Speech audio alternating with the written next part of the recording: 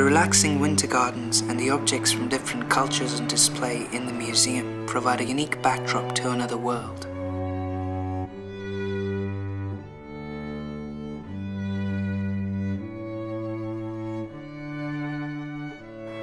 Only few visitors have the privilege of seeing what lies beneath the museum. Lift going down.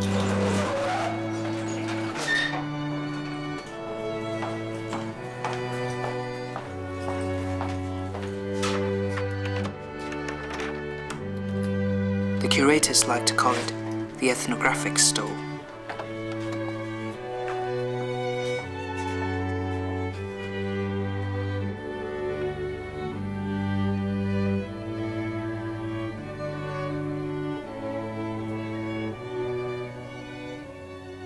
Some of the collection in the ethnographic store was donated by Edward Backhouse in the 1800s.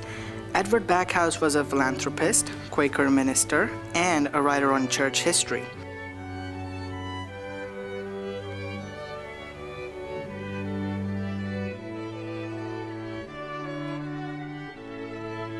The storeroom is crammed with hundreds of objects ranging from pedals, shields, and swords to Chinese ivories and other types of artifacts.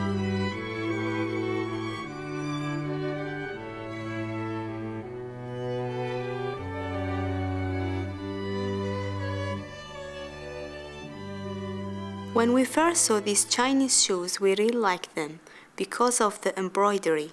They were really delicate and they were only 3 inches long. We thought that they were for babies and they remind us of our childhood. But the reality of these shoes is totally different. They are for women.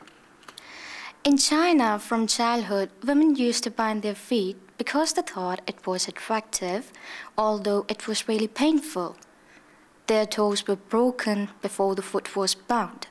Having bound feet made it hard to walk and walk. This practice ended in the 1930s. Nowadays, women still do painful things to look attractive, like wearing high heels or going on sunbeds. The Fijian Kata Club was used by the locals in the early 1800s to kill people.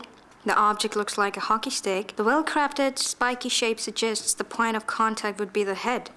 Kills were indicated by the inlaying of human teeth on ivory around the head of the club, or by the cutting of notches on the grip. A club with many kills to its credit was thought to have achieved its own mana, with power and life of its own. Funny how an object for one culture can be a gruesome weapon to kill people, but for another, it could be a souvenir.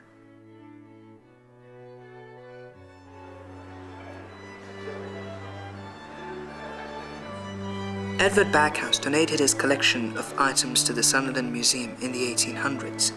It should be noted that the furthest Backhouse ever travelled was to Norway, and almost all of his collection was bought off friends and colleagues. His vision was that souvenirs were not just items, but a unique way to see the world.